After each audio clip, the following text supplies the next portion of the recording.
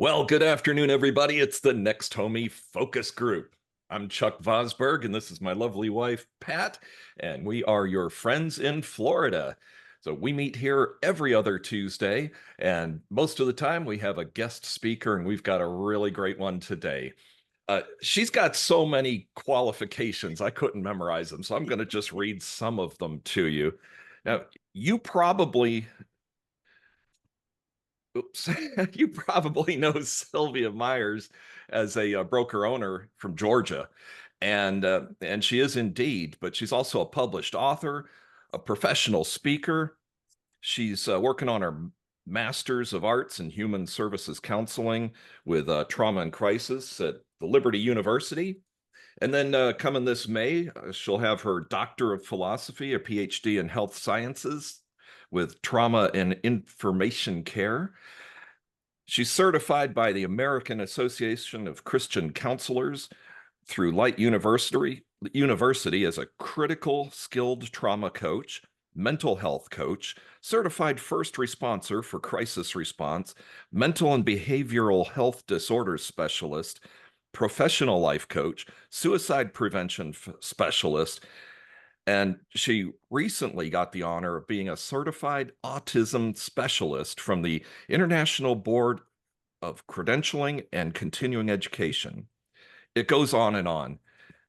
Here's her latest book, and I'm just going to turn it over to Sylvia. She said that it's okay for you to unmute today and react and respond, and I'm going to turn it over to Sylvia. Sylvia? Hey, you guys. So if you unmute and we hear you laugh or cry or call me names, that would be really cool. So go ahead and do it. So, but because it's recorded and because it's normally a stage performance, not a virtual, you guys are actually beta testing this. So we would love to do this virtually more often. I want to see if it works, and you'll get an opportunity to critique it later as well. So thank you for doing that. A couple of things I got to do. I got to share this screen, which I'm going to do. So you'll see a lot of stuff you didn't want to see at first. And then I also have to stop the video. Give me just a second to pull up Mr. Camera. All right. And then how does it look? Good. Looks Good. perfect. Yay. I'll try not to do what I did to poor Chuck earlier and messed up the camera here. All right. So thank you for the introduction. And I would like everyone to meet Tizzy. Born into the vibrant chaos of the early 1960s, Tizzy was clumsy, quirky, and smart. She spoke full sentences at age 1 and 2 languages at age 2. Now, she had a knack for fixing broken things, like an old radio that she found in the family trash because, well, it just made sense to her what was wrong. Now, grade school was a battlefield of indecipherable social clues. Friends were rare, and the art of making and keeping friends was, well, just beyond her. So she spent a lot of time alone and thus was bullied from grade school into junior high. She was, picked last for most everything, softball, volleyball, but never dodgeball. She just became accustomed to being last. Excuse me.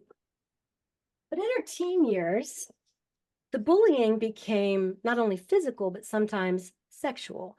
And Tizzy just couldn't take that anymore. So she learned to mimic other girls, and she made some friends. And she managed to get through 3 years of high school without a lot of bullying and a little bit of popularity to boot. But after high school, she suffered through one abusive relationship after another, one missed or lost job opportunity after another. She left several career positions because of sexual abuse, basically, and she dropped out of college twice. What's wrong with me? Now, Tizzy knew. She knew that she was different. Tizzy was autistic, and no one knew. So, what is autism? Well, autism spectrum disorder, also known as ASD, is a lifelong complex neurodevelopmental disorder, or disability is what we like to call it. And it's called a spectrum because everyone on the autism spectrum experiences it differently. But you wouldn't ask someone, so how autistic are you? Or worse, you don't look autistic. You look good. Hmm. Because ASD is not a disease. You can't catch it, cause it, or cure it. And contrary to popular belief and Facebook, vaccines, Tylenol, and bad parenting did not cause autism. And we are not all a little autistic, nor are we all a little pregnant either. It's genetic. You're born with it, which means that autistics, Aspies, neurodivergents, whatever they want to call themselves, are protected by the Americans with Disabilities Act of 1990, although you wouldn't know it. Autistic people can be naive, they're trusting, very vulnerable. They don't always read between the lines to see through to someone's true evil intentions, thus lies and sometimes sexual advances are just missed by the gullible autistic brain. And while it seems like there's just more people now than ever before with autism, the truth is the science is just getting better at diagnosing autism. In fact, I like to think that autism goes, well, all the way back to like people. How far? Well, Adam might have liked animals more than people, and that is an autistic trait, but we don't know. And Eve definitely couldn't read between the lines to see through to anyone's true evil intentions. But poor Noah. This guy preached for over 40 years and only got 8 people on that boat. But animals, they lined up for miles. But all fun aside, autistic people do want to fit in and they do want friends. So they mask or hide their autism, and it's exhausting. And because ASD affects the communication, behavioral, and social skills, you're going to have some awkward conversations with your autistic coworker. But don't fight it. Please don't try to change his sentences. It's like running a different operating system. You're running Microsoft. She's running Linux. You're not normal. She's just different and maybe gifted as well.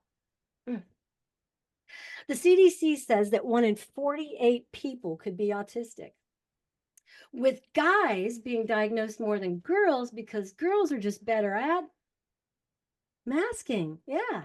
And apparently, lining up dolls in height order as a child wasn't considered as quirky as lining up trucks and trains. Go figure. But why would you hire an autistic person? Well, there are thousands of brilliant contributors to every field, and the number is growing. And with over 1 million autistic teens turning 18 in the next decade and wanting to work, well, it's time that we just sat up and listened. A Harvard study says that autistic people and neurodivergents are 140% more productive than their neurotypical counterparts.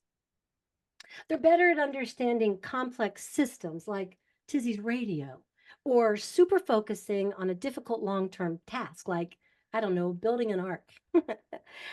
And autistic people who were surveyed said that they want to make a difference in this world. But over 85% are either under or unemployed. And 50% of managers surveyed said they would not hire a neurodivergent person, which explains why autistic people are 9 times more likely to consider suicide as an option. And autistic teens 28 times more likely. So what can you do? Well, at the end of this talk is a QR code. If you will scan that and take it to its end, it won't take you long. I will give you all of my research on autism inclusion in the workplace and neurodivergent inclusion as well.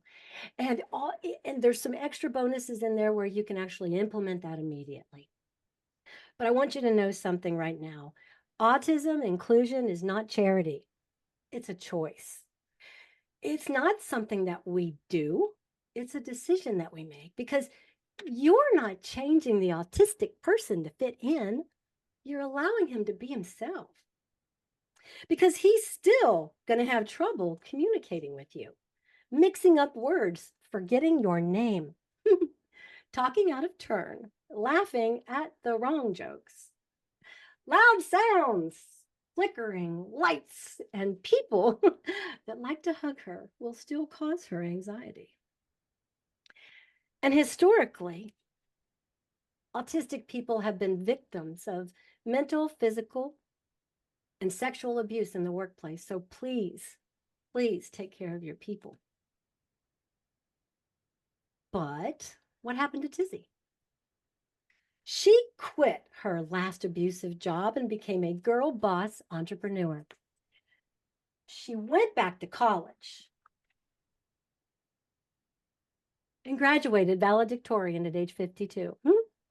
She became an author. And while she was researching her last book, discovered ASD, and was ultimately diagnosed, autistic. And Tizzy knew exactly how she was going to make a difference in the world. She would be a beacon for other autistic people, a lighthouse in the sea of neurotypicality by changing the way that people look at autism, one coworker, one employer, and one neurotypical person at a time. Is my autism showing? I'd like you to meet Tizzy. Now, while you scan that QR code, take a photo if you like. I'll share it later. I want you to listen to something very important, okay? All right.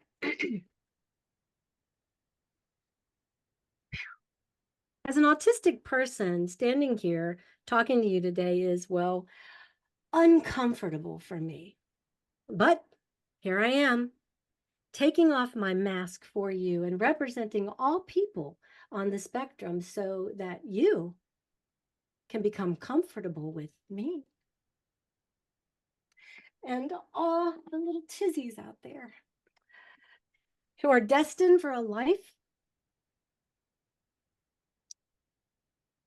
of pain and loneliness without your help. Whew. The world is wasting a lot of brains by excluding the neurodivergent. And it's time, I think, don't you? It's time for a convergence of the neurodivergence, don't you think? But just think of all that we could accomplish if we just tapped in to that wonderful, quirky, perfectly lined up world on the spectrum. Thank you. Wow, that's powerful. It always makes me cry.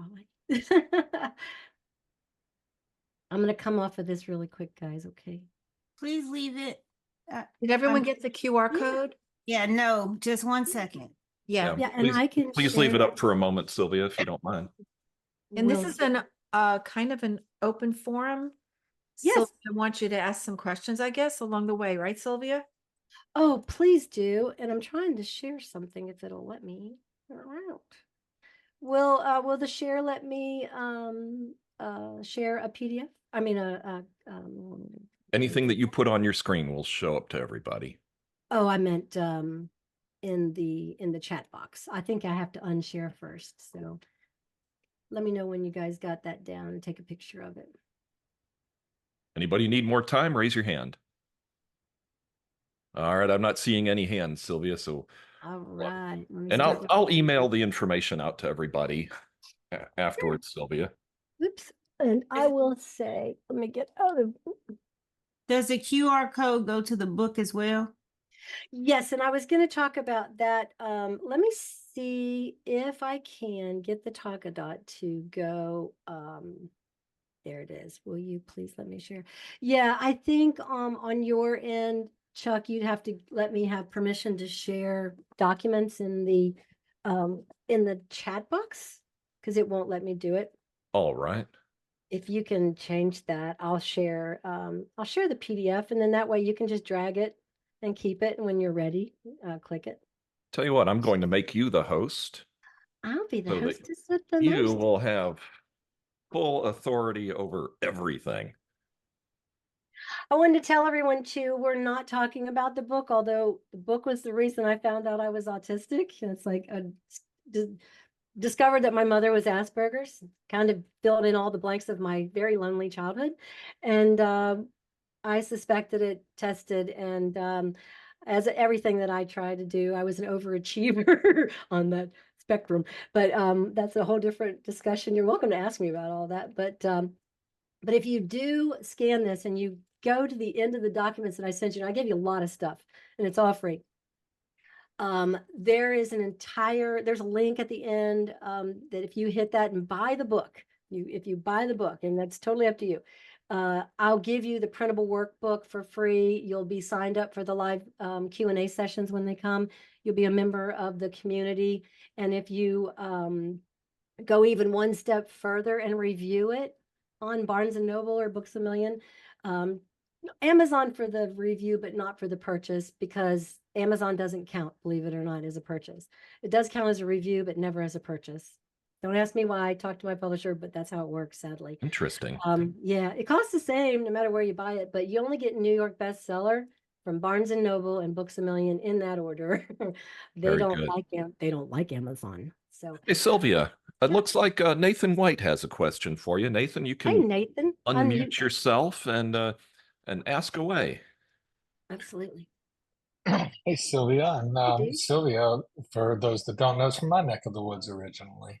Yeah, he's Um, I could, if he still lived here, I'd get to his house in about 25-30 minutes. Yeah. and you sure could. You sure could. And it's also great to see some faces in here that I know that have here often. But I did put a couple questions in there. Oh yeah. One is that, do you find that people that have had these issues or trauma in their life have DID or some scale of disassociation? And then what your thoughts were on EMDR and dealing with trauma. And then also if you're seeing a large group of adults that are in our age category that are late diagnosis, because those of us that are older were, we were always told where we were busybodies, talk too much, put in the back of the classroom, or have experienced those types of traumas that you discussed. That's a lot of questions. It is a lot of questions. So on the technical side of it, when someone does discover that they are autistic, something that I've learned is, and that's why I became a counselor for autistic and grief at the same time. They seem like they're different, but for me, they're the same. Is that you go through the 6 stages of grief when you find out you're autistic or you find out your child is autistic. And so that group therapy or one-on-one therapy or that type of assistance is really needed. There's a lot of folks out there not diagnosed because they're afraid to be diagnosed.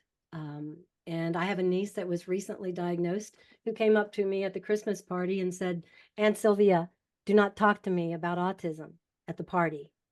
She had just found out like the week before. So she was in the first stage of grief, which is a denial. It didn't really happen. Maybe it'll go away. I'll work myself through this. And the biggest problem that I had with autism when I first was diagnosed is I always knew there was something wrong with me. It was hard for me to make friends. I can be very popular because I'm an overdoer. That's a side of me. That's the masking me. That's the me that was student council president.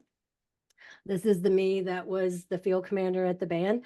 I became the field commander on the band because I was klutzy. I can't line dance. Y'all ask me to line dance I will walk, I leave when they start doing that to me because I can't line dance. It's part of my brain wiring of being who I am. I just thought I was a klutz. But I was a field commander because I didn't have to walk with everybody else. But that it's oh gosh, you almost feel like you have imposter syndrome, right?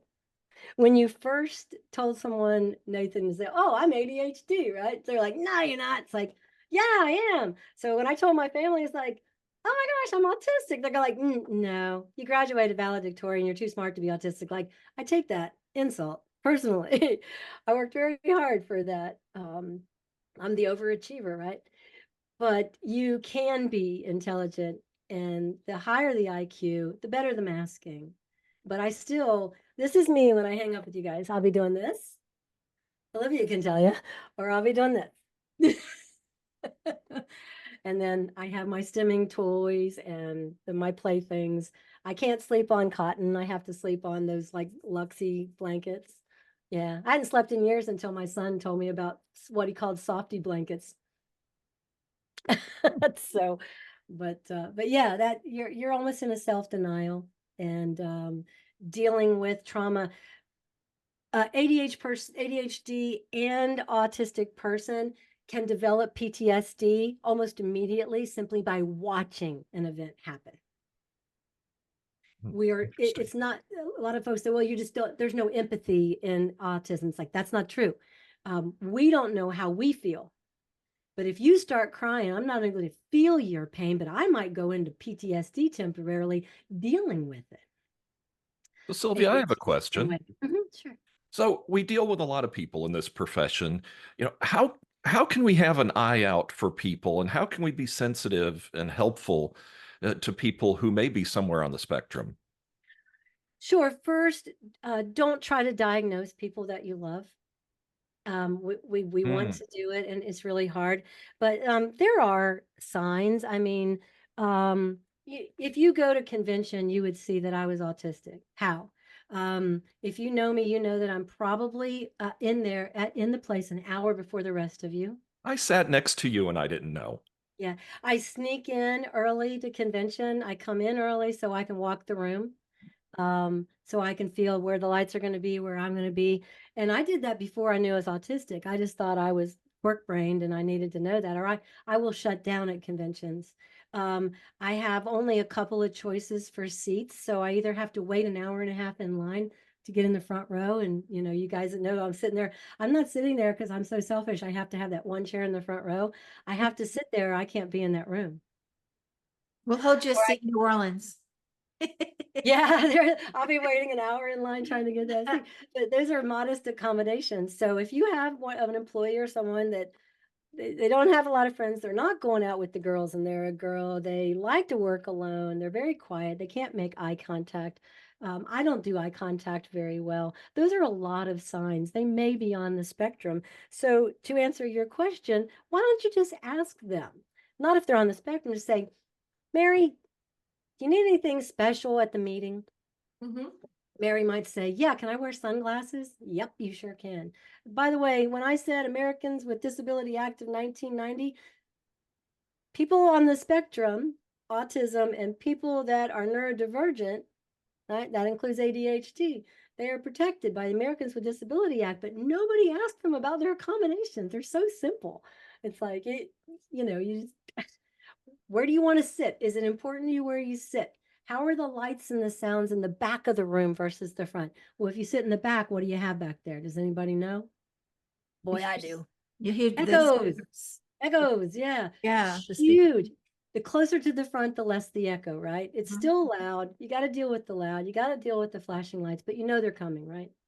So, but in those types of things, is the meeting really necessary? No. Do you have to call them on the phone? Do you insist that she goes and sits in there and small talks with everybody else? I can't abide small talk. It's for me, it's the one thing that I have as an autistic person that I thought was just me being rude to people. But honestly, I have real trouble with it. I really can't get into that conversation. You guys lose me after I'm just sitting there nodding my little blonde head going, yeah, yeah. And what the fuck you're saying? I did. It is all gone.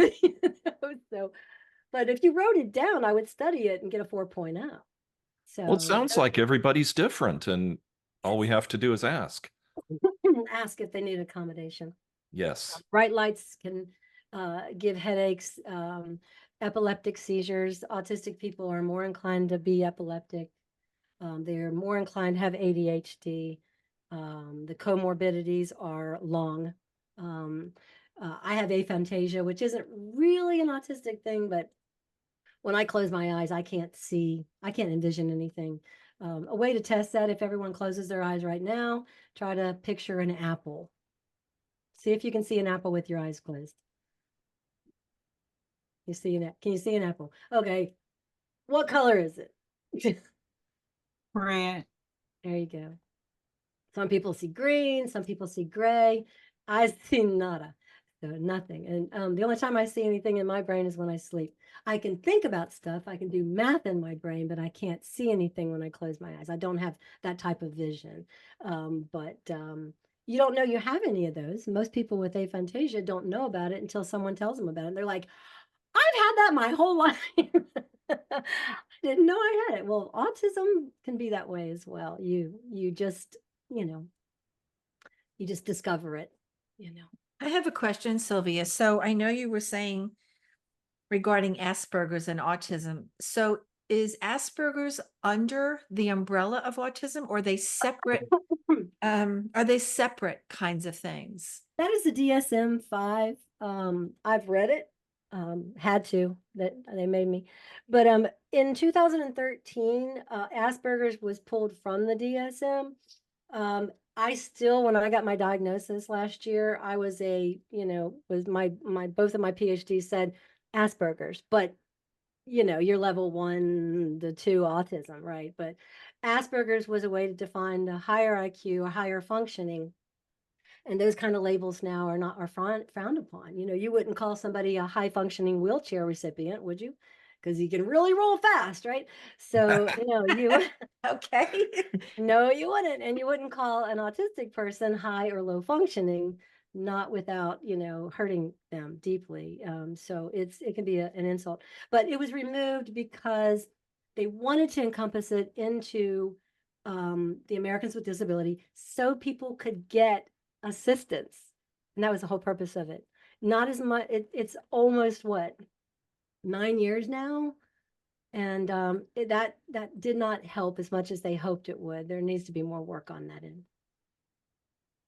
Yeah. Sounds like they just need a lot more education, and I'm glad we're getting some now. Yeah. There was so much I didn't know. There's boys are 4 times, 3 to, there's argument in this field right now between 3 and 4, depending on who you talk to, right? But boys have always been diagnosed more than girls. Girls are better at masking. But the quirky things that I did as a child, you may not have noticed if you were my mom. I lined all of my stuffed animals in height order down the side of my bed on the wall. Yeah, I what's didn't wrong with play that? them. Yeah. Yeah. I didn't play with them though. I mean, they were just and they had to be in the right order and and the games that I played, I usually played alone. I got all the Barbies out and lined them up. And then I want to get all the GI Joes from my 5 brothers. And I'd line them all up, and whoever was tallest was first. And then it's like, Yeah. those are signs. If if you stack things, I stack things in order. I have And a question about, you just Yeah. mentioned about your 5 brothers. So I wrote down prior to this, about genetics. I'm a freak about genetics. I think Yeah. I drive him crazy. I'm just very into genetics and how, our genes really can affect all of our lives very much. So in terms of, not to get too personal about your brothers, but That's have okay. any of them been on your journey? And if so, what has happened with, genetically, from a genetic perspective? Did you do 23andme.com or, anything genetically to see? Yeah, thank you for asking. So a couple of answers on that. First, I was the first one in the family to go and get the diagnosis, right? So there's 10 of us. There's 5 girls and 5 boys. Wow. No one's managed to live past 50, past 52, except for me. There's a high mortality rate for autistic people. So we don't know if Marvin, Bobby, and Janet were autistic or not. My 2 other sisters were from my dad and his first wife. They are not autistic. They're not even on the spectrum, not even close. I think every single one of my mother's children that she gave birth to are autistic. Hopefully none of my brothers that are still alive will be watching this, but I've told them all time to get tested. My youngest brother, Jeff, it is his daughter that was just diagnosed autistic, and his other daughter is pretty much on her way to get that diagnosis as well. Jeff and I both did our DNA with a company in New York that's actually testing the actual DNA genomes. And there is a lot of study on that. And I have that study. Pat, I'll send you that. It tells you exactly which ones they've dissected as to autism and how those relate and how that is hereditary. And we're just hoping that as we get more DNA in there, it really helps. If you got a brother and a sister, you're golden to them. They're like, oh, thank you. Because a lot of things that are missing in the female gene is put together when you have the brother by the same parents. So that's really going to be helpful. We don't know the results of those yet. We just sent them in not long ago. So, but yes, that research has been done. The sad part is that we'll never know if the stubborn others, that's what I call them, do not get tested. But my two brothers that refused to get tested were both ADHD through school. You know, both of them failed one grade, but they're high IQs, super high IQs. You know, they both have, you know, depression, anxiety. So, yep. Anyone That- have questions? Anyone have questions on here that they'd like to ask Sylvia? I do. I had my hand raised. I'm gonna lower it before I forget to. I'm sorry I overlooked you. No, that's okay. It was Pat's fault. No, I'm just kidding. I'm going to blame her too. So you kind of answered one of my questions because I was going to ask, is it appropriate to say high functioning? I hear people say that all the time, and I'm like, I always felt that should be a little offensive, but I wasn't sure. Me now having a couple of disabilities of my own, I'm a lot more sensitive to things when I hear from other people. And so I was just wondering. The other thing, I know whoever asked the first question about the maybe having accommodations, it's difficult to ask someone, do you need accommodations, if you don't know True. that they need accommodations. And lots of times the person themselves don't really understand or haven't been diagnosed or to know how to even explain what accommodations they need. One of the biggest problems with getting the diagnosis in autism is someone treating you like an infantile, you know, whatever and that happens a lot. So it's like all of a sudden, you know, they don't want you to drive, or they've read something about autism and now you need someone with you 24 hours a day. It's like, well, I made it through 61 years without you, so I think I'll be fine. But when you do know that, if you set yourself apart, when I said historically, autistic people are abused in the workplace, I personally lived it. I was raped by one employer and sexually abused by another. I needed my jobs and I had no one to talk to. And they both knew my husband was abusive and I couldn't do anything about that either. So if I'd have known I was autistic, I guess my accommodations were then to leave the damn hands off of me, you know, because I had to leave the law field, which is what I loved, right? So it's if they know they have that and you go to them and you say quietly and lovingly, what accommodations would you like? You know, give them time to process it. Do not ask that to an autistic person and expect them to give you an answer today. We're going to go back and process it. About 3 o'clock this morning, we'll text you with the answer because that's how our brain works. No other way around that one, right? But ask. And just remember, you don't want to set them apart either. Some autistic people are going to be level 2 and even level 3 and be vocal, and need more accommodations. And you're going to get a list from someone, probably their counselor or their family, of what they need. An autism level 1 person, if they don't bring you a list of accommodations, then I think it is your duty to ask them, right? And let them answer in their time. You know. I So can tell you what some of these will be, but yeah. I have a question about the accommodations. So you know, we are with Canines for Companions. And is that something that an autistic person would be able to use as a service animal? Would that Absolutely. help at all? And Yeah. if they did, what would it help with? Sure. So on a level 2 or 3, it goes, deeper, as you know, because there's a lot more things that they can't access on their own. They're going to have someone with them and a companion. On a level 1, for me, that would mean, I fall up or down the stairs about weekly. I have a bad gait that comes with who I am. I just thought I was clumsy. Um, I've had 3 concussions and I've hit on the same place on my head. So for me, it would be a mobility, getting through places. Airports shut me down. I mean, I have to fly with someone. The few times I've flown alone, I've been sitting in a chair, just shaking from that experience. Airports shut me down. So for me, accommodation would be big places like airports or parking lots. Having that animal with me the day that I got attacked. I got attacked by a serial killer, y'all, in my driveway 8 months after my son was murdered. I hadn't even started to heal yet when that happened.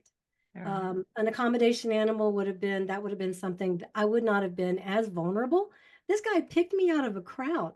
I looked like a little rabbit standing next to a bunch of, whatevers.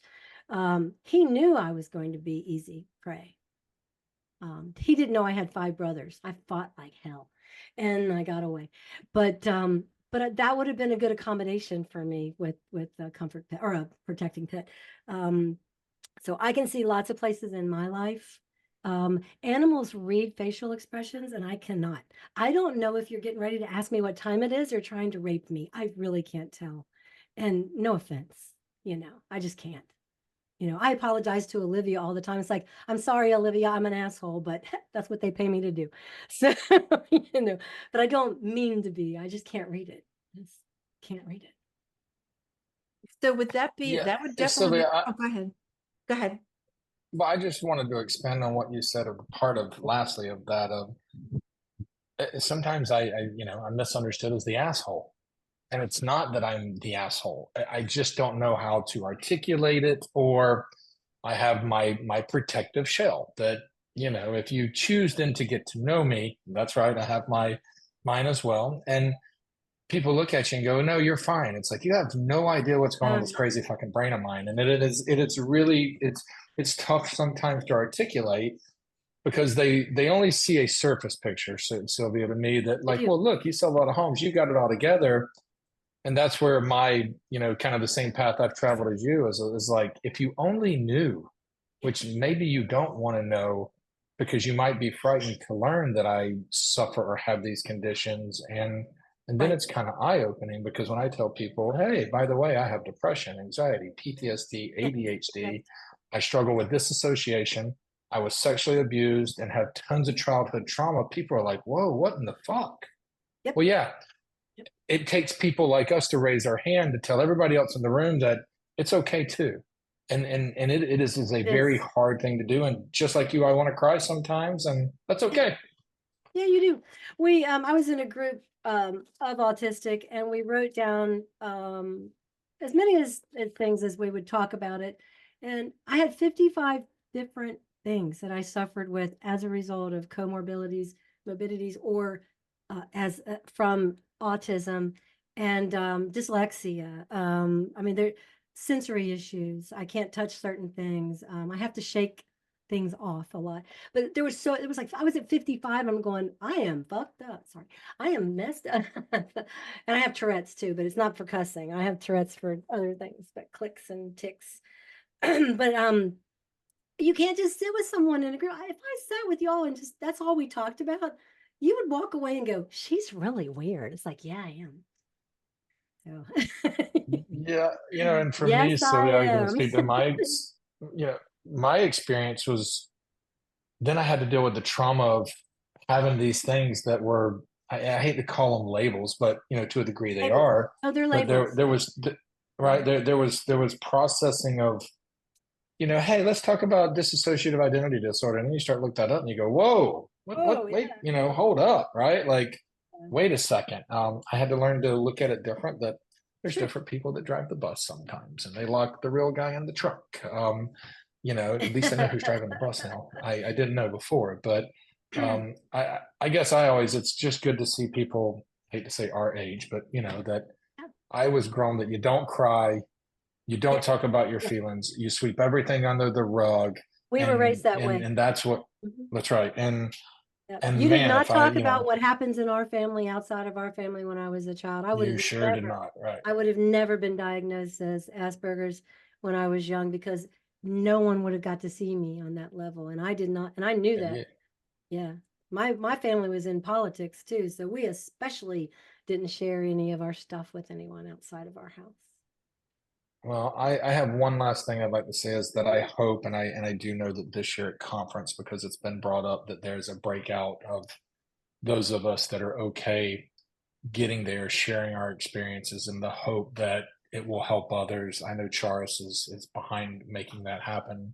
Nice. I know there's one other that I think is finally at a point where they can talk about some things. And I would just love to see some of us up on stage in a crowded room going, hey, it's okay to not be Yeah. normal, whatever it is, right?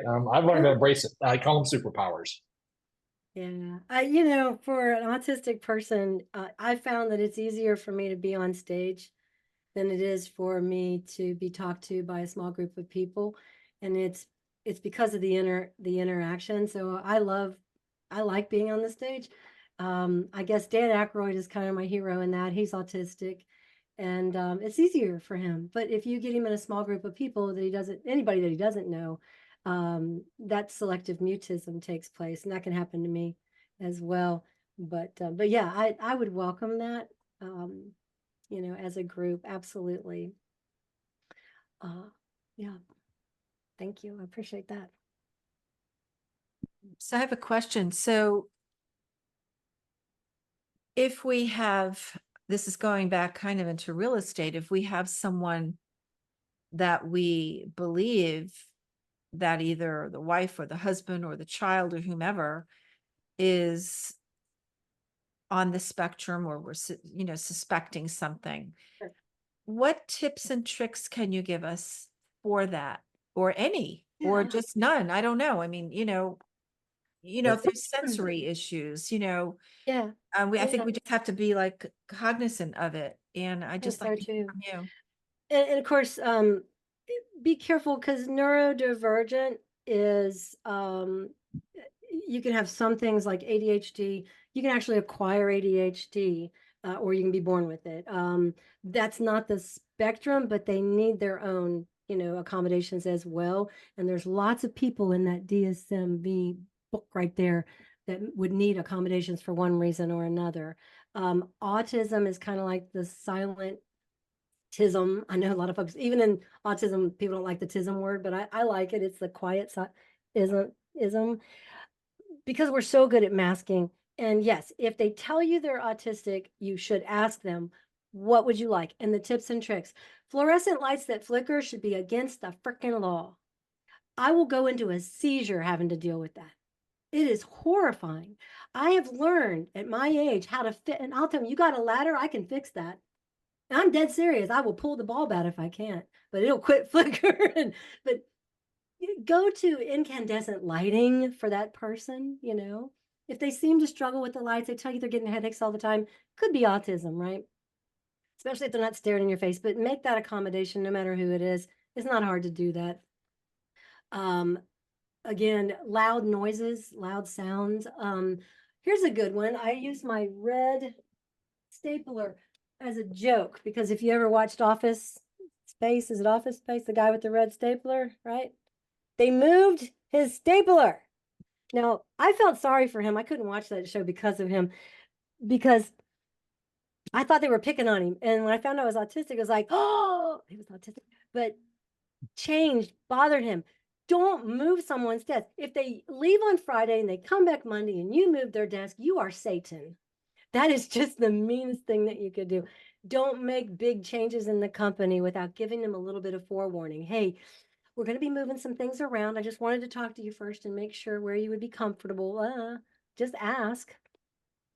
The accommodations at Microsoft and Google, there's just an assumption that 98% of them are probably autistic. Why they're in that business in the first place. Mm. And, you've seen the skateboards and the glasses, sunglasses. If, I have sunglasses that I wear during the day in my house. Don't sing that song to me because I think it's funny, but I do wear my sunglasses. So I can. And that would be an accommodation. Where they sit in a meeting, where I sit in a restaurant is important to me.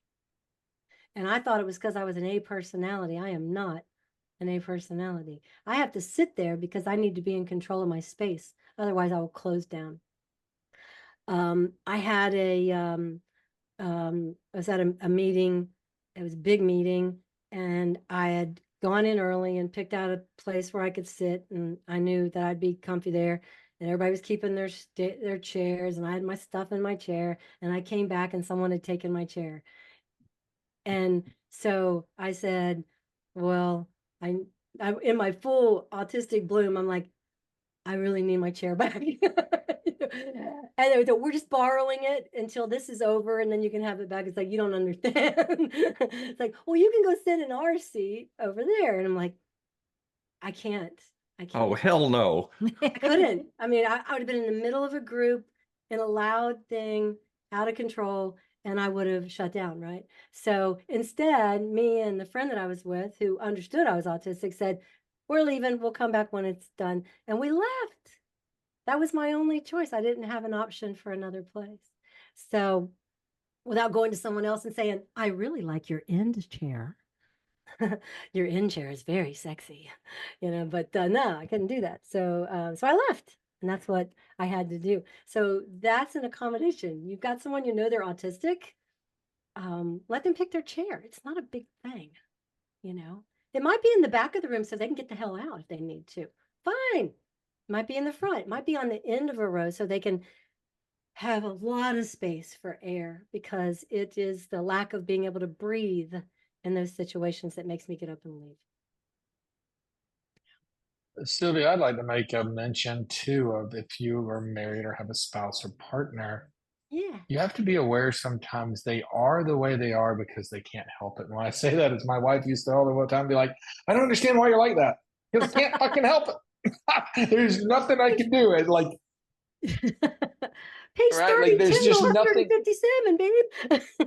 Right. Like there's nothing I can do. Right. And by my wife getting some therapy, it helped her understand me and why Yeah. I am the way I am. And that's why I'm an advocate for therapy. I don't want to say I fixed me, but what I've learned to do is understand who I am and why I respond the way I respond. And just having that knowledge and self-understanding has made me better. Right. And that's important. One of the groups of people that I coach as a coach, and that I will counsel when I get the rest of my degree, are going to be autistic parents that are non-autistic, and autistic parents that are autistic, and non-autistic spouses, and autistic adults.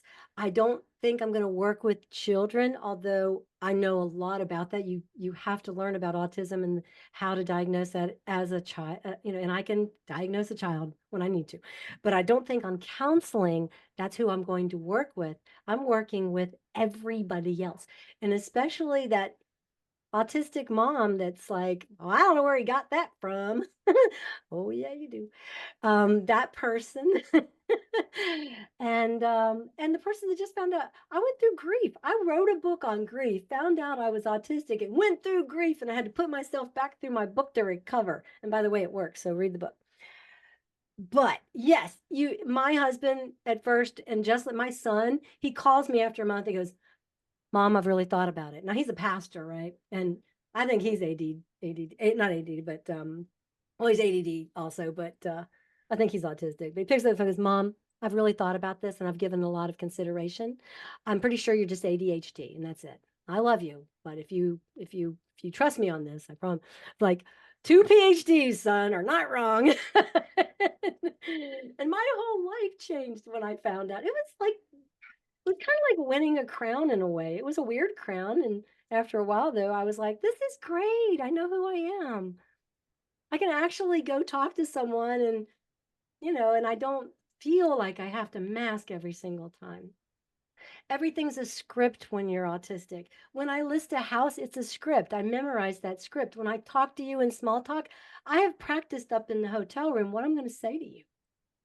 And if you say something interesting to me, like, Chef Boyardee, I'm going to spend the rest of the day repeating that word and out loud to myself. Chef Boyardee, Chef Boyardee, all day long, because I'm autistic.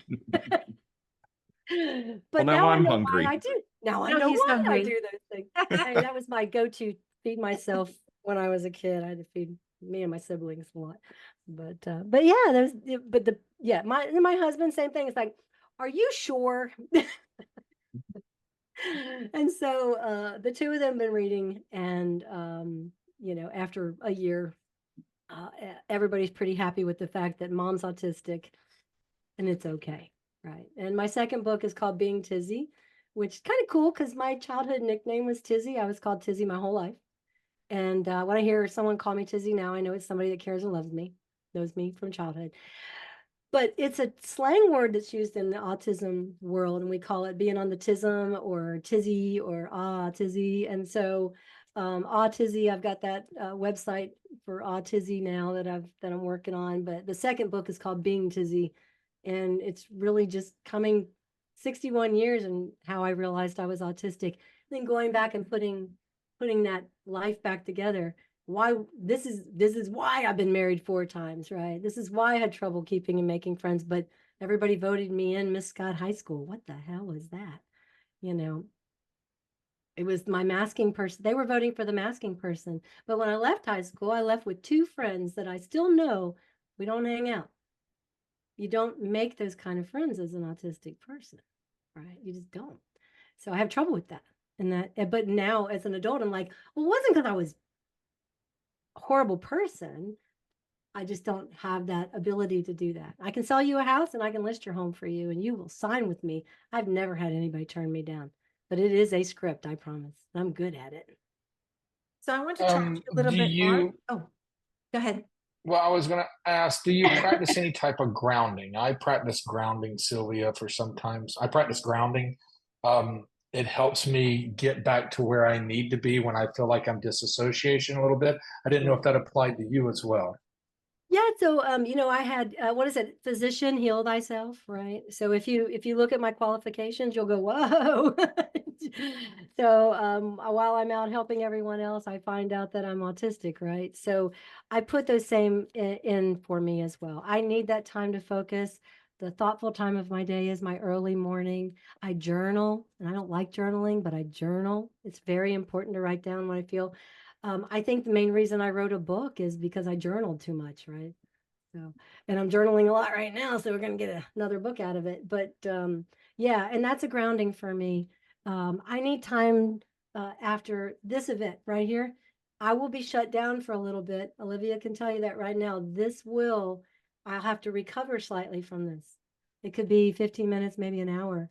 But I'll be reliving this entire phone call for the rest of the day, and I'll be debilitated by it for at least a short time after the call. Well, we have time for one last question, Sure. and it's from Sabine. Sabine. I can't see that far. And so if you have someone in your family that may need diagnosis, and yeah, how do you get the process started? Wow, it's really hard because you feel like you're telling someone that they're missing an eye or something. It's like, you're missing an eye, right? So you noticed that, right? You almost feel like you're telling them something really horrible about them, right? My niece and several other people, people just said, have you ever thought that you might be autistic? Have you ever been tested? If they get mad at you, you can apologize and run. But if you really truly feel that someone is autistic and they need help, then I would say do it one-on-one with them and very carefully. If it's someone in your family, it's your spouse or your child, then yeah, I would definitely hold them in your arms and go, baby, mom is autistic. I think you should get tested too. I'm here for you though, whenever you're ready. And I send people to Embrace Autism. It's embrace-autism.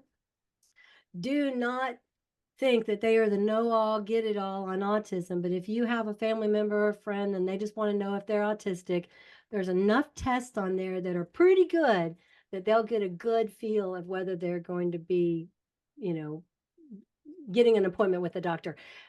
Doctor appointments can take months or even years, depending on what state you're in. That's horrifying, right? So I found two PhDs in New Mexico on a horse ranch. She's Wow. autistic. He is not. They're both PhDs specializing in, yeah. So I was able to get diagnosed that way. Otherwise, here I would have waited a year or two waiting for a diagnosis. So I went to that Embrace because someone had recommended I go there. And Do you I have to tested. go? So you have to go to an autism diagnosis specialist, because I think what they're asking is Sabine Yeah. said that her middle son was diagnosed with high functioning Asperger's, Same. which getting him Same. diagnosed was easier due to school. How did you Mhm. guys get the process started? I guess that's what, like what kind of a doctor maybe? And Sabine is on the call here. She can certainly ask. Yeah, definitely ask. And in a school forum, teachers are trained on at least the basic level, which I can give you all a link to that. I can get you through those 14 hours on the basic level. You can identify it in children easier than adults because adults spent their whole life hiding it, right? Did you know Dan Aykroyd and Anthony Hopkins were autistic? Yeah, they are. They're wonderful too. And you look at someone like Temple Grandin and you go, definitely autistic, but you look at Anthony Hopkins, you go, really? Yeah, definitely. And it was Asperger's first for him too. To take, if it's someone in your family, if they have an Asperger's diagnosis, they are autistic, right? And autistic people kind of like to be called autistic. We're not with our autism. We are autistic. So yeah, Eminem. Yeah, you're right. So Elon Musk alludes to it. Mm. Well, Yeah. this has been so informative, Sylvia. Thank you so much for joining us today. It was just awesome. I learned so much, and I'm sure everybody else did. So, Sylvia's book, Gold Scars, if you use that QR code, you'll get some information about that. For those of you that are on the focus group email list, I'll be sending you information from Sylvia. And of course, we'll have the replay up as soon as I get around to it.